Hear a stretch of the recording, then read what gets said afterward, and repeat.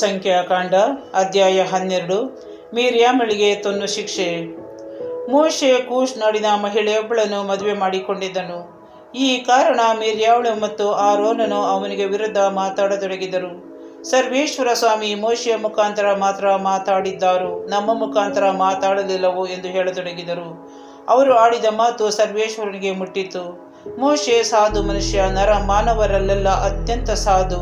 ಹೀಗಿರಲಾಗಿ ಸರ್ವೇಶ್ವರ ತಟ್ಟನೆ ಮೋಶೆ, ಆರೋನ್ ಮತ್ತು ಮಿರ್ಯಾಮರಿಗೆ, ನೀವು ಮೂವರು ದೇವದರ್ಶನದ ಗುಡಾರಕ್ಕೆ ಬರಬೇಕು ಎಂದು ಆಜ್ಞಾಪಿಸಿದರು. ಅವರು ಬಂದಾಗ ಸರ್ವೇಶ್ವರ ಮೇಘಸ್ತಂಭದಲ್ಲಿ ಇಳಿದು ಬಂದು ದೇವದರ್ಶನದ ಗುಡಾರದ ಬಾಗಿಲಲ್ಲಿ ನಿಂತು ಆರೋನ್ ಮತ್ತು ಮಿರ್ಯಾಮಳನ್ನು ಹತ್ತಿರಕ್ಕೆ ಕರೆದರು. ಅವರು ಸಮೀಪಿಸಿದಾಗ, ನನ್ನ ಮಾತಿಗೆ ಕಿವಿಗೊಡಿ, ನಿಮ್ಮಲ್ಲಿ ಪ್ರವಾದಿ ಇದ್ದರೆ ಅವನಿಗೆ ಕಾಣಿಸಿಕೊಳ್ಳುವೆ ಜ್ಞಾನ ದೃಷ್ಟಿಯಲ್ಲಿ, ಇಲ್ಲವೇ ಅವನ ಸಂಗಡ ಮಾತಾಡುವೆ ಸ್ವಪ್ನದಲ್ಲಿ. ನನ್ನ ದಾಸನಾದ ಮೋಶೆ ಅಂತವನಲ್ಲ, ಅವನೇ ನಂಬಿಗಸ್ತ ನನ್ನ ಮನೆಯಲ್ಲೆಲ್ಲ. ನಾನವನ ಸಂಗಡ ಮಾತಾಡುವುದು ನಿಗೂಢವಾಗಿ ಅಲ್ಲ, ಮುಖಾಮುಖಿಯಾಗಿ, ಸ್ಪಷ್ಟವಾಗಿ, ಒಗಟಾಗಿ ಅಲ್ಲ. ಸರ್ವೇಶ್ವರನ ಸ್ವರೂಪವನ್ನೇ ಕಂಡವನಾತ. ಇಂತಿರಲು ನನ್ನ ದಾಸ ಮೋಶೆಗೆ ವಿರುದ್ಧ ಮಾತನಾಡಲು ನೀವೇಕೆ ಭಯಪಡಲಿಲ್ಲ ಎಂದು ಹೇಳಿ ಕೋಪದಿಂದ ಹೊರಟು ಹೋದರು.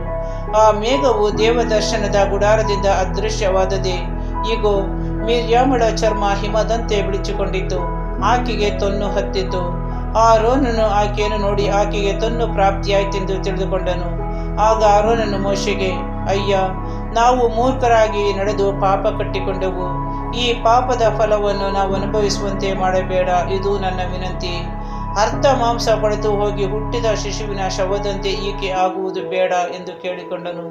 ಆಗ ಮೋಶೆ ಸರ್ವೇಶ್ವರನಿಗೆ, ಹೇ ದೇವ, ಆಕೆಯನ್ನು ಗುಣಪಡಿಸಬೇಕೆಂದು ಬೇಡಿಕೊಳ್ಳುತ್ತೇನೆ ಎಂದು ಮೊರೆಯಿಟ್ಟನು. ಅದಕ್ಕೆ ಸರ್ವೇಶ್ವರ, ಅವಳ ತಂದೆ ಅವಳ ಮುಖದ ಮೇಲೆ ಉಗುಳಿದ್ದರೆ 7 ದಿವಸ ಅವಳು ನಾಚಿಕೆಯಿಂದ ಮರೆಯಾಗುತ್ತಿದ್ದಳಲ್ಲವೇ? ಅಂತೆಯೇ ಅವಳು 7 ದಿವಸ ಪಾಳೆಯದಿಂದ ಹೊರಗಿರಲಿ, ಅನಂತರ ಅವಳನ್ನು ನಿನ್ನ ಪಾಳೆಯದೊಳಗೆ ಸೇರಿಸಿಕೊಳ್ಳಬಹುದು ಎಂದು ಉತ್ತರ ಕೊಟ್ಟರು. ಹೀಗೆ ಮಿರ್ಯಾಮಳು 7 ದಿವಸ ಪಾಳೆಯದ ಹೊರಗೆ ಇರಬೇಕಾಯಿತು. ಅವಳನ್ನು ಮರಳಿ ಸೇರಿಸಿಕೊಳ್ಳುವವರೆಗೆ ಇಸ್ರಾಯೇಲರು ಪ್ರಯಾಣ ಮಾಡಲಿಲ್ಲ. ಆ ನಂತರ ಅವರು ಹಚೇರೋತಿನಿಂದ ಹೊರಟು ಪಾರಾನ್ ಮರುಭೂಮಿಯಲ್ಲಿ ಇಳಿದುಕೊಂಡರು.